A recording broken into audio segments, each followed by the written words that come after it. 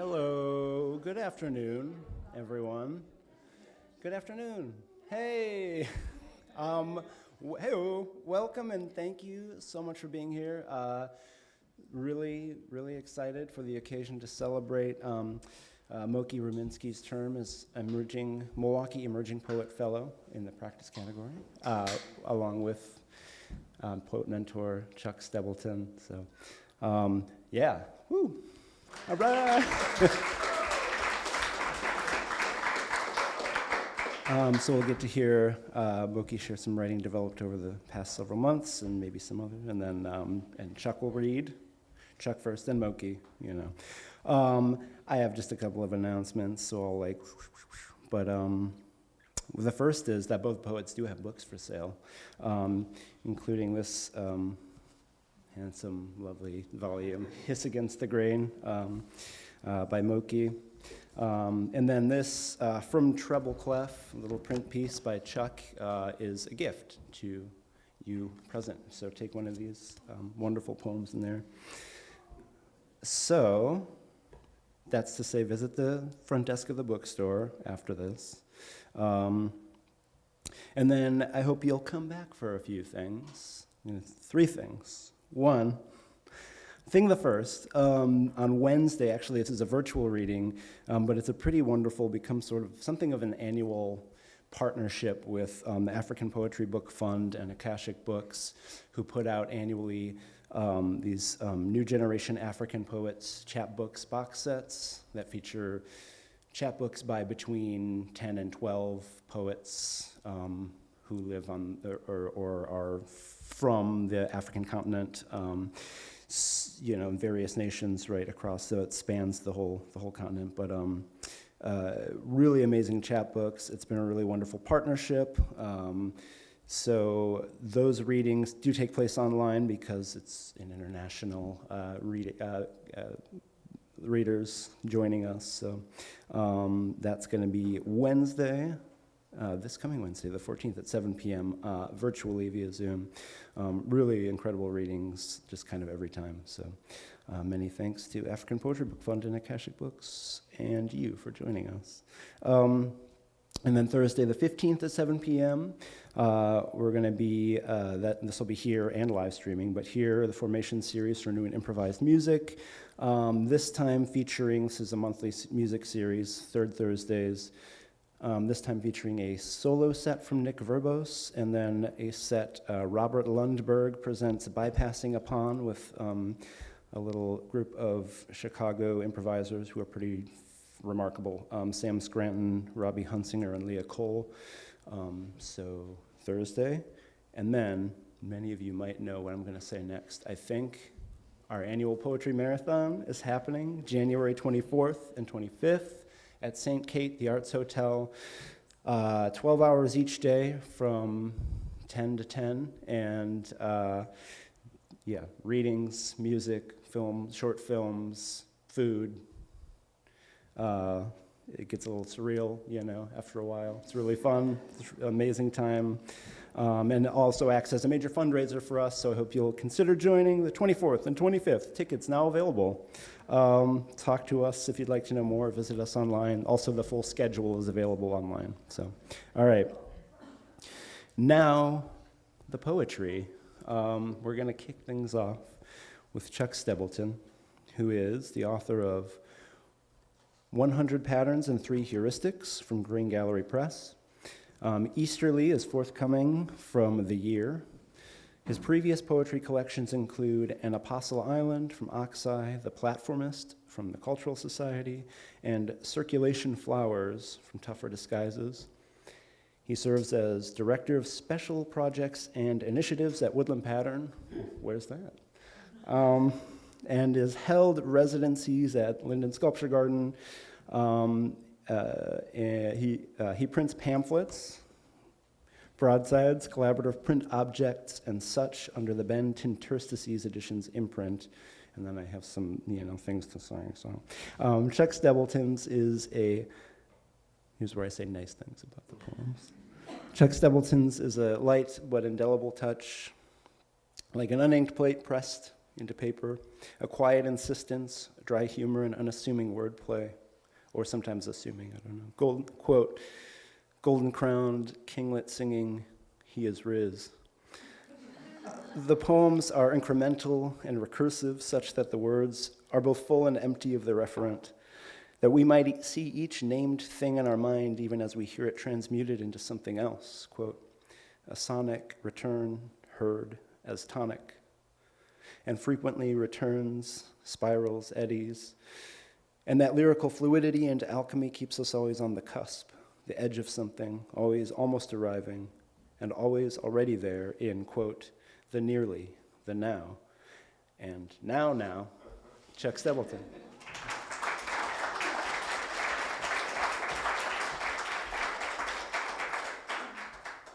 Mike, that was beautiful. And it's wonderful to see how Moki has become a familiar face to this woodland pattern community and the wider poetry community. We had many affinities from the outset, landscape, photography, and these little print objects among them. And we discovered more resonances and affinities over the course of the year, meeting here, gathering socially at spaces like the Bell Tower and palm readings, the Gordon Park Council Ring, my living room. And I think I'll share equal parts new work from the past year and equal parts work that we encountered together. So this first, Kathy and I visited my aunt in Florida, the weird old Florida, and these lines are from the return flight above Georgia and Kentucky. When the catfish is in bloom, Stone Mountain gone atomic, one dead white mole.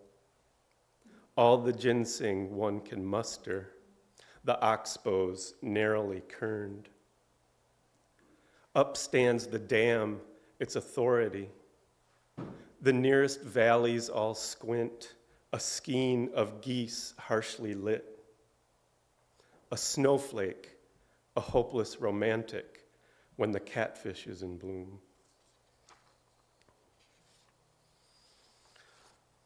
I have this series that came out of a book that Moki and I found in common, a very strange little book called Young Santa, that was written in the Loon form. And the Loon form is this Americanized haiku that the poet Robert Kelly fashioned with a syllable count.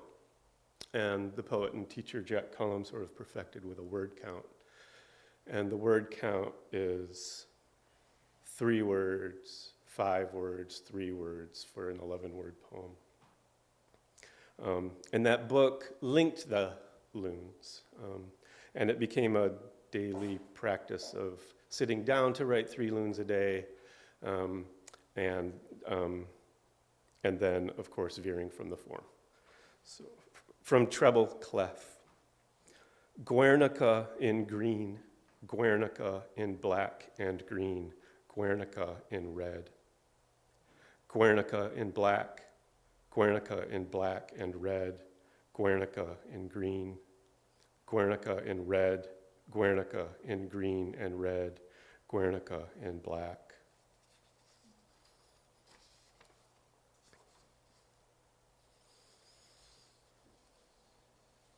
Carner blue. Wild lupin hold the slightest blues, oak openings we drove through, taken by fragmentary beauty, broken open by a road. Indigo adjacent to partial oak, an oak grove we drove through, taken by fragmentary beauty, oak barrens opened by a road. Blue-eyed grass and grass pinks adjacent to hickory oak canopy we drove through, taken by fragmentary beauty, the canopy broken by a road. That's from 100 Patterns and 3 Heuristics.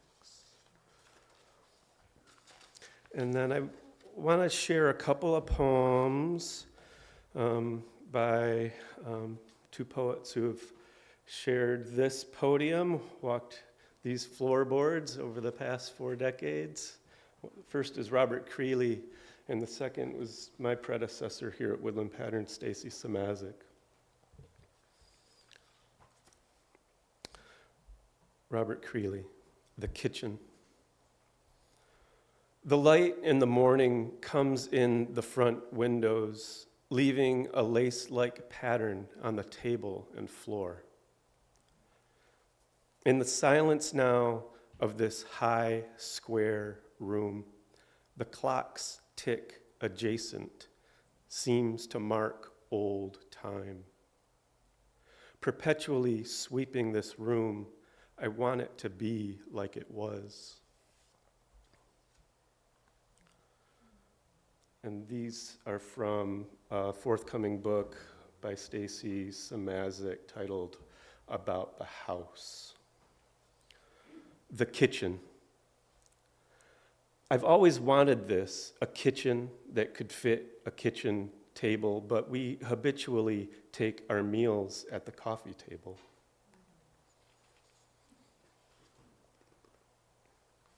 The living room.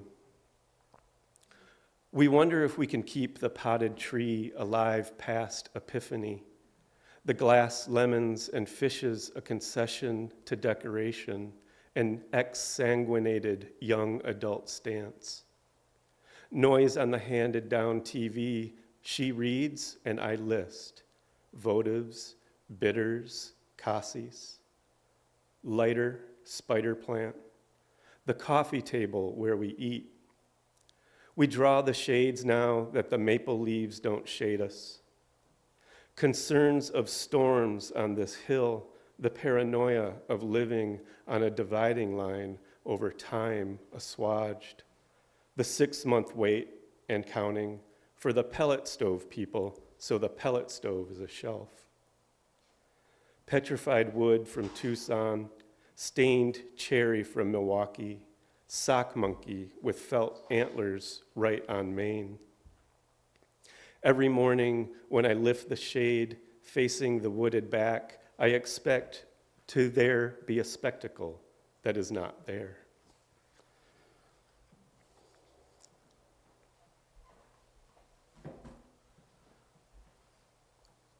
From Treble Clef. Friday night fish fry, we have smelt all you can eat. Thank you, Kathy Cunningham, for that. A dozen dozens a gross. How money throws itself at money, wishes in the wishing well.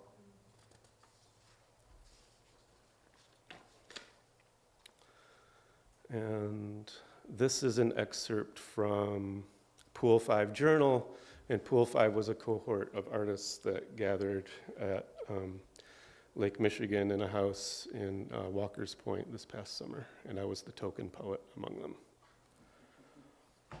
them. And the figure here is a 17th century torso of Hermes that's in the Villa Terrace courtyard. A drinking village with a fishing problem. A mercury advisory for all lakes. Hermes in pieces. The invention of the lyre and its 7 strings is ascribed to him. Sometimes he is represented sitting upon a crayfish, holding in one hand a staff with 2 entwined snakes and 2 wings at the top, and in the other the claws of the fish. At other times, he is just like a young man without a beard, holding in one hand a purse, sometimes his own appendix. Sometimes he rests his foot upon a tortoise. Offerings of milk and honey were made because he was the god of eloquence, whose powers were sweet and persuasive. The Greeks and Romans offered tongues to him by throwing them into the fire, as he was the patron of speaking, of which the tongue is the organ. Sometimes his statues represent him as without arms because, according to some, the power of speech can prevail over everything, even without the assistance of arms. Mercury would flee January in an instant. Like a thermometer, he needs to be sealed.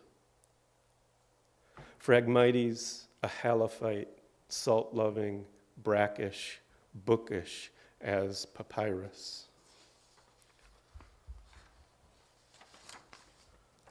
Landscapes fold and crumple in succession.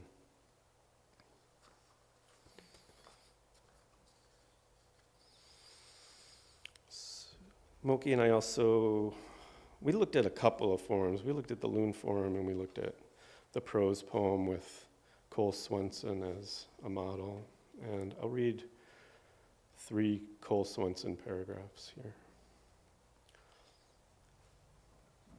Language heaps. I've always loved Robert Smithson's heap of language, both concept and object.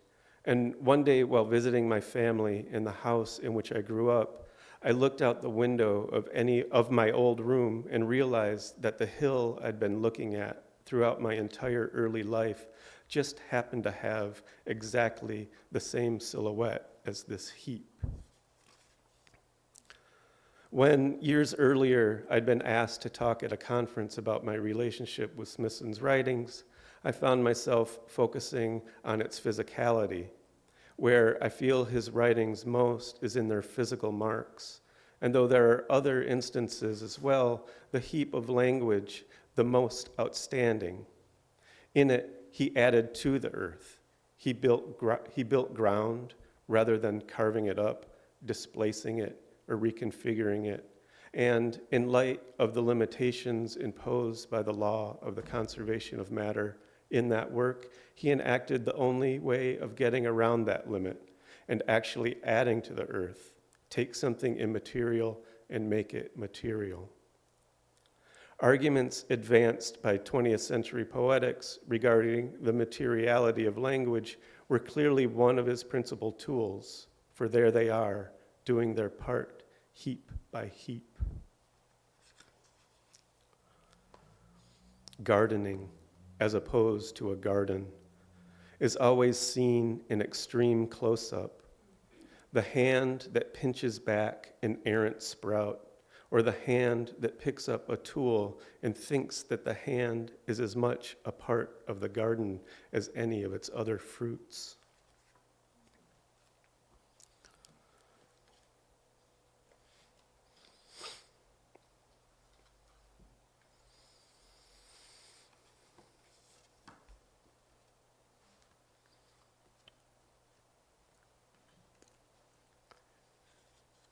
And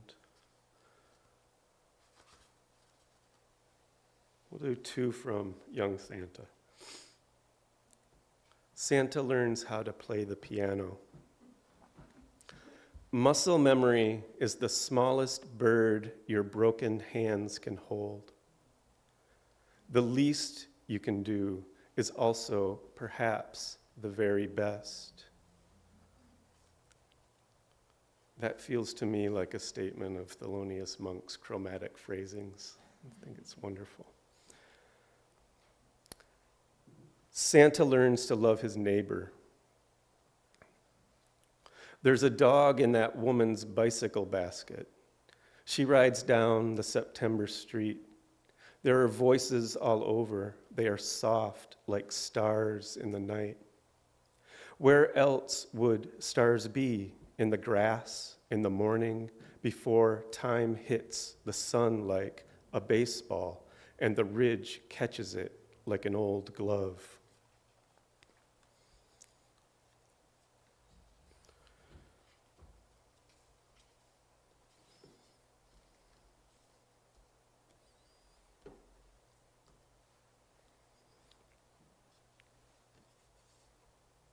And I'll close with the print object from Treble Clef. Otis in the evening sun on Lake Monona. The circle of fifths clockwise, counterclockwise, the cycle of fourths. The bells strike once at noon. The bells strike once at 1. The bells strike once at 1:30. Pigeons circle every time. So this is not an official announcement, but I would like to just acknowledge Luna, who is the incoming practice fellow for 2026. Luna Saxey Abrish. And Lily Lalios is our incoming 2026 project fellow. So follow their work in the coming year.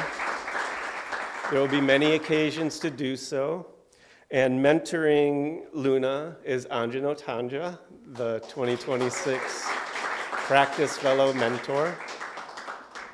And Moki, not to put too much pressure, but I would like to quote a couple of lines from a letter that Ralph Waldo Emerson wrote to Walt Whitman.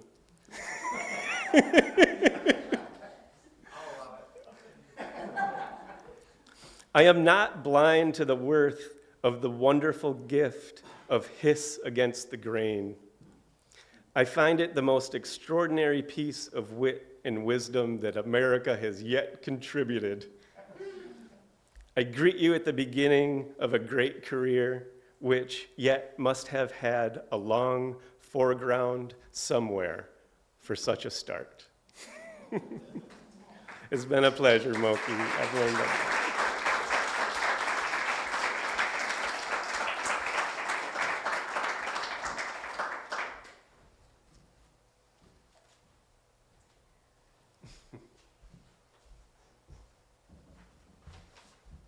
I feel weird coming back up here, because that was a perfect segue, but here we are. Moki, really excited to welcome you next. Thank you so much, Chuck. Moki Ruminski is, for those who don't know, a photographer and poet whose work traces silent reveries and the shifting intersections of city and earth. He photographs and writes about the struggles and gratitude of noticing deeper textures in the surfaces of an ordinary day, grounded by his bachelor's degree in conservation and environmental science from UW-Milwaukee. Moki runs his small independent press, Rockhound Press, publishing Hiss Against the Grain, and When the Young People Climb. His work appears in Reconstitution, Viriditas, WYRD Magazine, issues 10 and 11, shout out WYRD, and the Poetry Month Anthology from the Wisconsin Arts Board. After finishing building his home, he's returning to the rhythm of what might be called normal life, or whatever comes close. This book, quoted by, I can't believe that they knew about it way back then. It's long time coming, Hiss Against the Grain. Absolutely loving this latest Rockhound Press collection. These strata of images, sometimes densely packed and at others with a lightness and airiness from, quote, arid stone to timber wolf. Moki speaks so perfectly to our age of cordless emotions, to paraphrase, where it's so easy to be untethered in the algorithm. But here, we have another way, laden with a lush materiality, both physical and linguistic, with rich sonic textures, the tactile and palpable experiences of gardens sown and grown, toes, feet, and ankles praised, birthdays and nettle cakes, even the plastics in our bloodstreams, and, quote, cities bombed flat. So much in this year, and all the years, and in these poems, but it seems always with the understanding that, quote, we all breathe, grow from the ground, and undergirded by the admonition to, quote, keep making, keep moving. So I'm excited to keep moving and hiss against the grain with Moki Ruminski.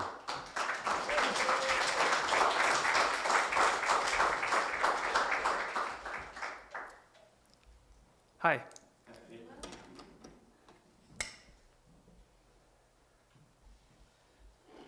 That was really wonderful, Chuck. I really do appreciate your words. And it has been an outstanding time, an outstanding year. I really didn't expect it.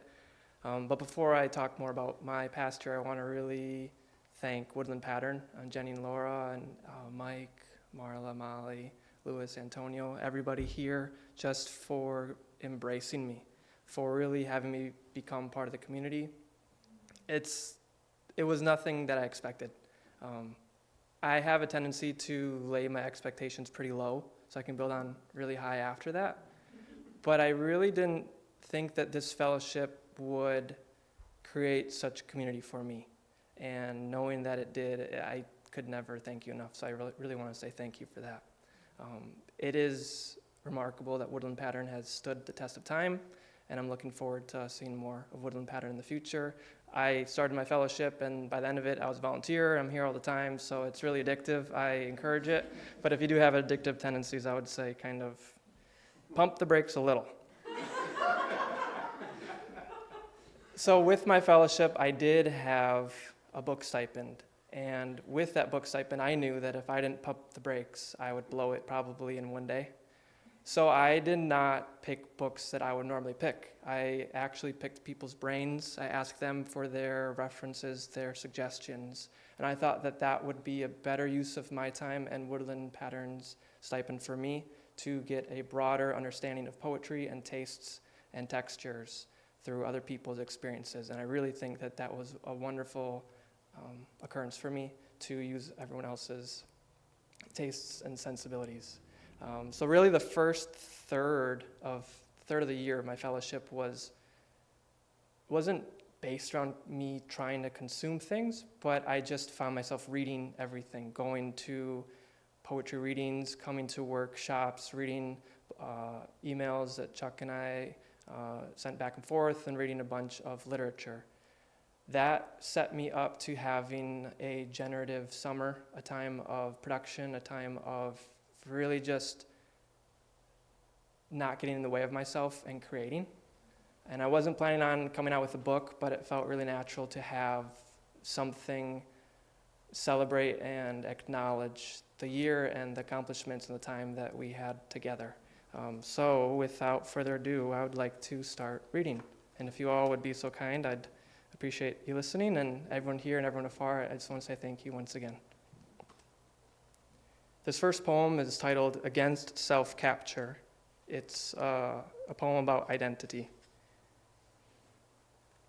Baltimore oriole, brownleaf ragwort, maple's latency or lack of desire to flush leaves in May's afternoon sun.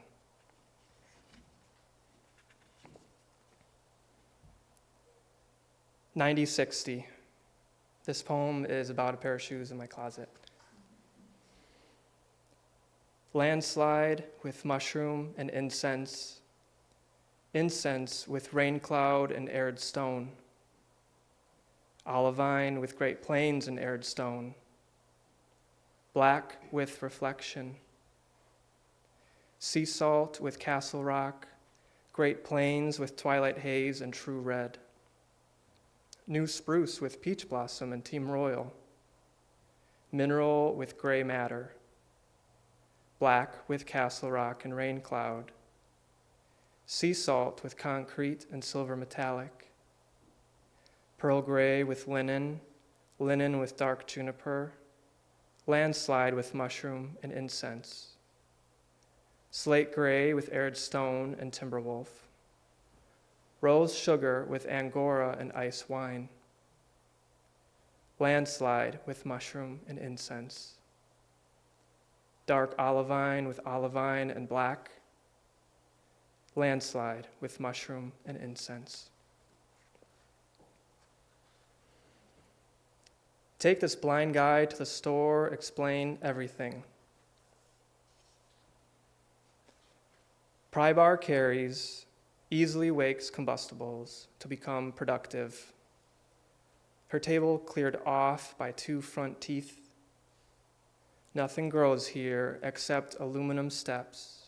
Propane tank bears rock bags. box elder for bow tie, gutter as friend, the door doesn't shut tight. Fire likes it this way, almost reaching for me badly. Can this cinder block with no dream, no spine, no humanity sit down to write hate mail? Downward dog improved tax forms. Hunger with wet flowering grass got gullible eyes to exhale. The pond is quiet, maybe in prayer. Fire likes it this way. Willow bark, raspberry leaf, rose petal, lavender, cannabis. Roll me up the hill in a garbage can, baby, nose sweat. Wait until Monday when dog's jealousy screams. Sister's birthday, after mother's, before the nations. Need to find something praiseworthy, consumable for the 5th. Take this blind guy to the store, explain everything quick. Laugh me into an anxiety attack, incredible sensitivity, first time for benzos. Sweat darkens leather, ticks like the beltline. Cemeteries despise the living, the awake fear. Middle finger points both ways, baseball bat ally, respite in this inner ear. This next poem came about from daily writing exercises, challenges, playful tools, however you wish to call them. And I would go through a book, I would choose one letter, and I'd find all the words that started with that letter. And I'd write them on a list, and then I'd look at the list and live my life from there. Oftentimes, I'd find a lot of wonderful happenings within the words already on the list. And this poem came about pretty much by itself. It's titled, Cities Consider. Community controls cultural conditions. Conversely, cities consider construction. Considered categories color class conditions. Considered categories cage color conditions. Collaborate constructively, confirm circle collections. Community controls cultural constrictions. Waste potential. I let it die in a heat wave. It's hot, the heat. The idiot could be at work, at the store, comparing prices, sitting broken in this room, hot from the heat. I let it die and waited 3 more days before doing anything. Not in a spiritual faith, Jesus reborn, praise that be attitude. No, it just took 3 days. What class of monster am I to openly waste potential? I let it die and still dreamed what it could be. Tell me, is this wasting all the potential? As if apple torn from tree's gifting approachable branch, pocketed in the backpack on a midsummer walk, forgotten when hand reached for wallet to buy snack, apple waiting to be touched again, remembered. Then fast came the fastball throw against big building brick wall. Lucky if the flesh gets absorbed, lucky more if seeds contact granular living soil, lucky for all when this angry game comes to an end. Alongside my poetry and my photography practice, I also am a professional gardener. And I feel like everyone should try gardening if they haven't already. It's really wonderful just to be amongst the plants. It's also wonderful to see things live and die and really just understand life and death closely. There is a downside, though, for me personally. I'm highly sensitive and allergic to poison ivy, and I get it most years. This poem is titled, Poison Ivy Has a Home. Poison ivy has a home, tight along the edge, dorsal, medial, scapula, able to make presence known, able to settle in unbothered, able to occupy untamed tailbone skin at a rate and density of its choosing. Around me is a fetish with clean lines, clean lungs, clean loves, clean lawns, clean lips, clean liberties. Where's that from? Active irritants pass through touch. Same touch takes ideas and rituals for dilution and GDP. I touch softly, indigenous concept of relative. You, me, they, them, hers, us all, we. Relative to me is poison ivy. Not said lightly, serious responsibilities. Whereas relatives and me enter, exit, reconsider estrangement, finding new ways to connect. Alcohol, no longer valid choice. Not even wine sniffs, induces migraines. It conceals like a piece of cloth. Top substance of addiction, over 17 million Americans abuse, let loose, drive mindless, slap back with anger unprocessed. In this age, emotions are cordless. Wash my freckled hands, face, neck. Almost forgot gaps under short nails. Spend extra moments praising toes, feet, ankles. Dish soap soaks square gray cotton towel. Scrubbed all my skin sensitivities 3 times over. How to clean the unseen. Even so, I understand my relation, accepted terms with the unseen. There is so much thinking that thinks it knows but fails to miss the point of. Where is the point of? Disdain wears, poison mistrustful, overlook and lose the jewel in the weed.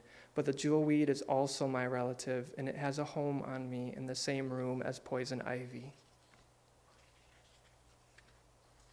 For those that don't know, jewelweed usually grows alongside poison ivy, and it actually helps mitigate, if not cancel out, the sensitive irritants that poison ivy has on its leaves and stems. So if you rub it on you really hard, the flowering part or the leaf, it helps. Growth edge. Indifference of rain, bag of wind. If nothing happened, what happened? Impersonal as entropy, this growth edge bulges wide, sucking, storing, energy found, careless if alone, if another is around, keep growing, even in bleak dormancy, squirm in the seat.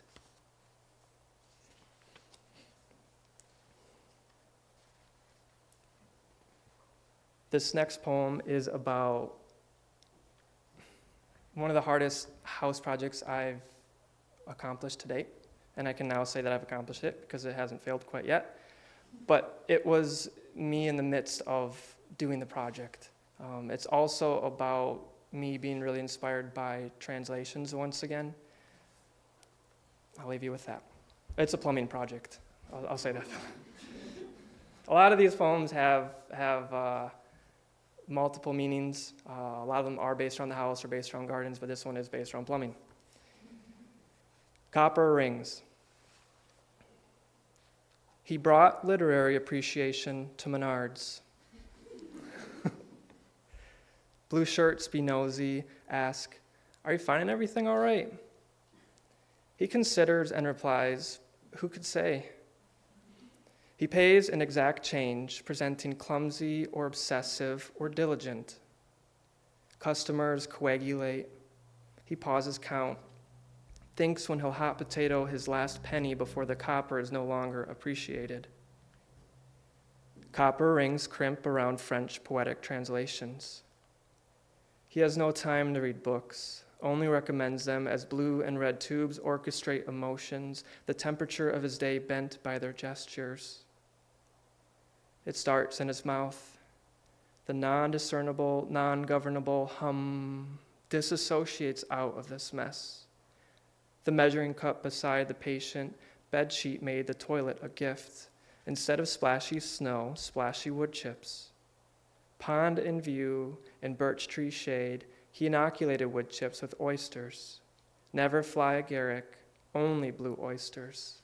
Gosh, they tasted true. Was it Santa's iconic garb or shaman's iconic garb? Did the Santa enter and exit through the roof? Who gave the first gift, trusted and absorbed the proper dose? Bradbury's Monarda transcends once again in November as the opposite leaves weep purple, maroon, copper. His beard cowlicked with copper dust. Undo the red-hot crimps and refit all the flowing architecture, satisfaction when the paper towel refuses brine assimilation. Subjacent safety in the pine pulp. 2 dogs breached the bubble. He updated his antler. His security guard flashed his food-eating instruments. The 2 dogs were little, feeble negotiators. He saw Clover find a pickle in a box. He once praised a German pickle in a can from Spreewald. 1 pickle in 1 can, and though he couldn't see it move like his teammates moved, the bench helps navigate expectations, that somehow after years of praise, the juices disembarked the can, and yet his stomach and head stayed anxious. Now, Clover gently hits her head twice on the table. That is, she lifted her head to rise, and the table met her halfway.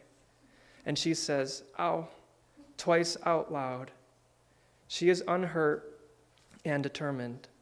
She scans for static shards that once collectively held pitted Kalamata olives. This all happens, and he thinks and mourns for the pickle can with the rip-top lid. Soundless air pouring into hands coming together to remember how he must not waste the weirdness of it all.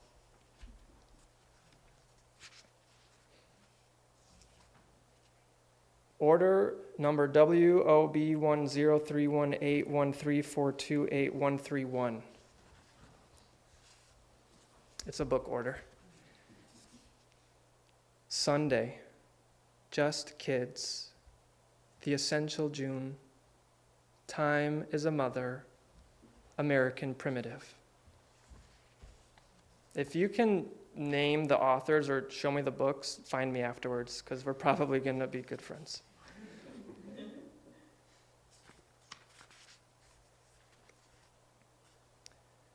I am afraid to post again. Court mandate to share pics of your first spring ephemerals from fat of the land. Camera roll captured, trout lilies, trilliums, Canadian lousewort, spring beauties, wood violets. Morning walks not in the woods because there are wood ticks there. Stick to prairies or paved paths. Finding some violets that are violet or not violet, but a mix with white or mostly white. Native, adorable, I like to leave them to spew seeds out and spread, allowing autonomy. Spring ephemerals are some of the hardest plants to revive or cultivate if displaced or dead. Me thinking about what could be shared publicly, more publicly than the initial abundance vibrating, pushing up, away from the dark soil, catching leaf fall, stem fall, last year's outfit strewed about from a showered, shiny skinned scalp, to a Velcro sheet head catching lints of dark Scottish woolen wool as I go on, off, on. My double sweater set up, wool close to skin, hoodie away from skin. Visualize a moment. Really think. I can declare that there are 2 such sweater pairs in my closet, and a third crumple beside me, off. As I take a break to cool down, Boone slowly tongue-bathes, stopping to stare out the window for the wind. Another birthday went by, and I keep going. Dreams of nettle cake unseen. Have you seen these recipes before? I can show you. They also fill my camera roll.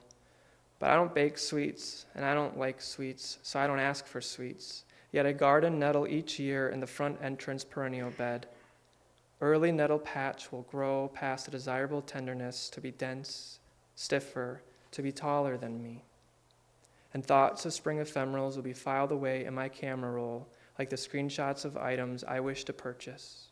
I abstain, waiting 2 weeks to see if I feel the same, to see if they pop back up or run along and bother someone else.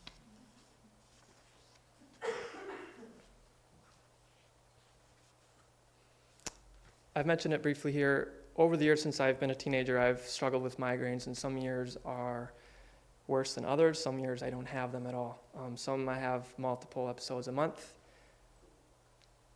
Thank goodness This last year's been a pretty darn good year. But this poem, titled Curing Bubbles, is about migraines. And obviously, if it's not obvious to you, it's obvious to me, making cement countertops for a kitchen.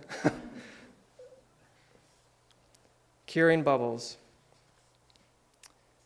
Cement in angular, white melamine molds, cured under clear 3mm plastic sheets downstairs.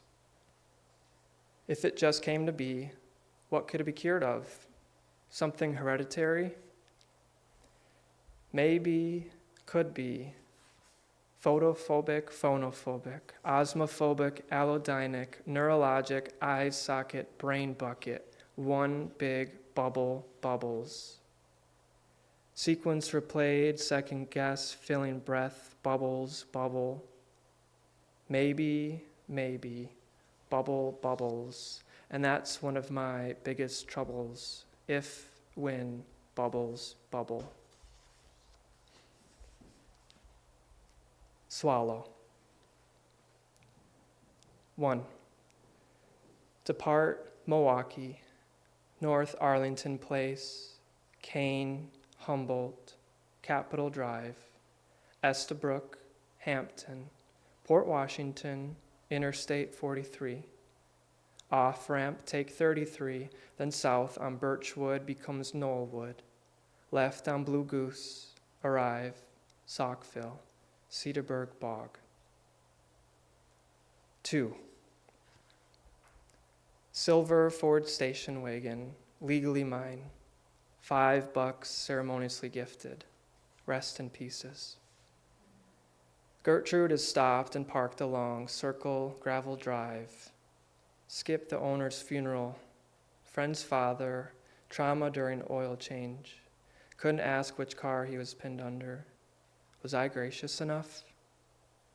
Father of friend, short, pharmacist, beer, glasses, ping pong, Packers, infectious smile, swallow. 3. I'm studying swallows. Tree swallows, actually. I like their bright blueness and the way they almost touch my head, territorial or hi, hello, how are you, dive as I enter their home field. Already I have emptied yesterday's caught aerial insects into a dated jar of alcohol, topped with the wrapping, and swapped the backward fan trap catching for a decontaminated new day. 4. They are all dead. They are all preserved. Metal forceps tease life for meaning out. The cold, unmoving, helpful afterlife. I will piece them, sort them, dream them, mourn them, in the lab alone with numbers and cells, and then I will leave them all a few months later. To stay on brand and on theme, here's a loon poem. Young Santa, if none of you have heard about it or seen it, is one of my favorite books of 2025. It is delightfully funny, serious, and it just makes you think about Santa in a whole new light. At least I do. It's a really good collection of loon poetry. I think the loon is a wonderful poem to practice for writers, just to get the juices juicing. This one is titled Her Rage Was Misunderstood. Along forest edge, in my dream, all the leaves fell gently. We were paired off from the group, led by shared concern. Golden tall grass bowed at your every step. I stumbled over rocks, hidden beneath, wondering if you felt them fold as riverbeds do with grief. We crane our necks together slightly. Under a spell, under a tree, she lies, someone most misunderstood. Mute-mouthed, enraged, not at all welcoming. You reach with your shadow. I saw light shining from her, shining from you, within you. Somehow this calms, no, this heals her. You have healed her. Then a breeze brought a paper. Your hands make clean again. It explains explicitly all you already knew. Plastics would fill bloodstreams, cities bombed flat if others abandoned her presence for being misunderstood. It was scientific. It was holistic. Humanitarian healthcare. You were blooming. I swore I heard wings, yet all birds sat in reverence.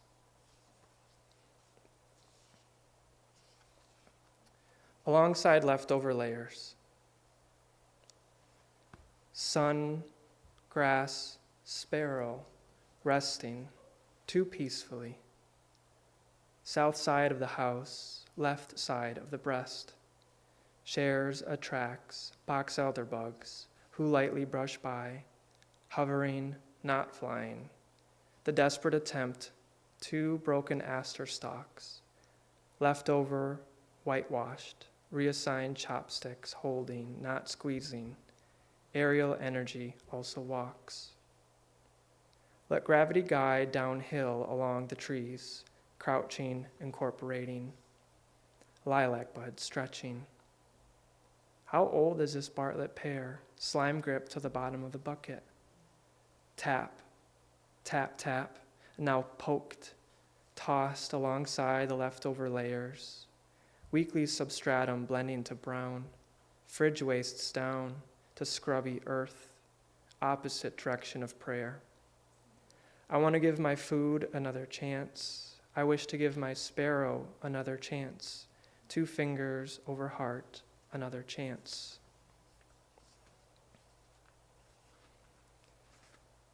I had this wonderful fellowship, and it was really helpful to create an already existing, but to create on top of it a more robust daily writing practice. I also have some friends that are based in the UK who are more musically inclined, yet that's one of my other practices, that we riff in community circles, and this is a piece that was done in collaboration with one of those members. Her name is Keelan Rose, and she's a musician. This is about both of our writing practices and how we were feeling at that time. This poem is called In This I Trust. Guilt and also ignorance swirl in the sidelined eddy, just a bit off the main flow. Conveyor belt of fluvial foods, chilled, moving, spring water go. Here I am. I'm so wrapped up in my little world. I feel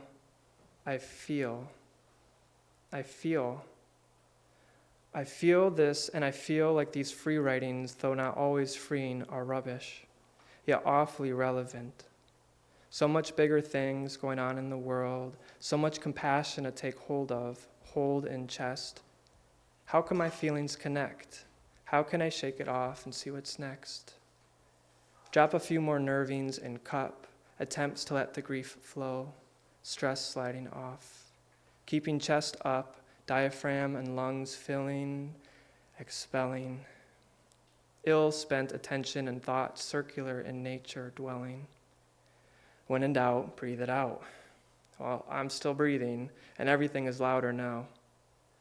Curious if the acupuncture, the eaten dandelions, high in carbohydrates, derivative of the sun, have brought this ease, or tending to the water zone, washing ears with oils, with musical musings, me not stopping, preventing myself from being myself. Trust the process. Loosen jaw muscles. In this economy, not so easy, Buster. Waiting for drywall mud to dry, to be over. Next project is staring me down. You won't believe the time spent, hands, arms, shoulders above my head, wishing for respite in the North Shore, another year older. Instead of wasting time, all of my time, like picking desperate wood ticks off my and my dog's bodies, knowing all too well that I don't know anything but these untended woods, stolen, neglected, traumatized, lands cannot loosen the grip of invasive species. I wish there was something more that I could give. Mud drying into my nail beds, drying, dying, reminder that my time is not my time anymore. We all breathe, grow from the ground, share the soil, heaps and bounds. Take up water, take up habits, take up metals, take up petals, and what you see hardly indicates any of it. There's always a hue of a happening, of a trapping, of trash compacting somewhere that goes unnoticed, unfound, compressed deep, or decomposed surface ground. Why the fuck do lawn service companies feel entitled to pass out flyers claiming to do good, to lend a helping hand, but really using, abusing, repurposing chemicals from a white hand? Same hand stole this land that takes life, kills diversity, neglects tiny voices, the ones that matter, and after they spray carelessly through the rains, washing it away in the drains, who else hears these earthly pains? White people need to learn how to struggle, who to struggle against. We need a redirection. Is our job to struggle with capitalism, with consuming, or our legacy of ruling, monotheistic drooling, all the blood pooling? We have to struggle properly. Who are we fooling? And in this, I hiss, I trust, to keep making, keep moving.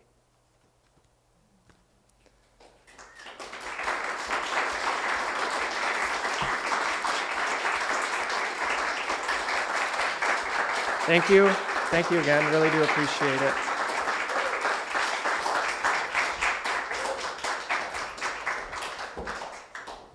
Moki and Chuck, thank you so much. Amazing. I would say, I mean, you know, it's been wonderful having you around, getting to know you. If you want to pump the brakes, I understand, but I'd say pump the gas, you know. And then congrats to the incoming fellows. Thank you, Anja, Lily, Luna, and thank you all. Wonderful humans in this room who are going to move into those other rooms, but you should stick around in this building and share some snacks and some good company. And reception, can we do that? All right. Good night. I mean, afternoon, whatever.